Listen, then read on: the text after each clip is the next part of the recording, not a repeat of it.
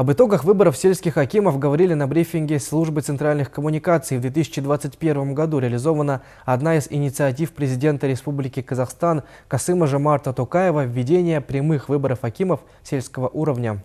В 2021 году прямые выборы прошли во всех 13 районах области, по итогам которых избрано 76 сельских акимов. 61 из них назначено в связи с истечением срока полномочий, 15 акимов в связи с досрочным прекращением полномочий. Из них 176 или 69% путем самовыдвижения и 80 или 31% политическими партиями.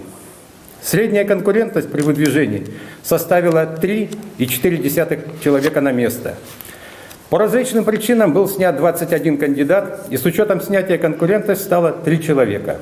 Организация проведения выборов в рамках законодательно установленных компетенций была осуществлена 14 территориальными и 195 участковыми избирательными комиссиями. Наибольшее количество выборов проведено в Акаинском и Кызылжарском районах, где избрано по 10 сельских акимов. Всего по 76 избирательным округам были выдвинуты 256 кандидатов. Явка избирателей на прошедших выборах была достаточно высокая – 86,3%.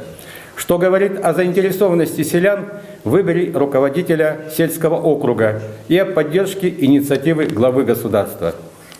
Самая высокая явка, 100%, была зарегистрирована в Узункольском сельском округе района Макжана Жумабаева, Тиндыкском сельском округе Тайншинского района и Каратерекском сельском округе Уалихановского района.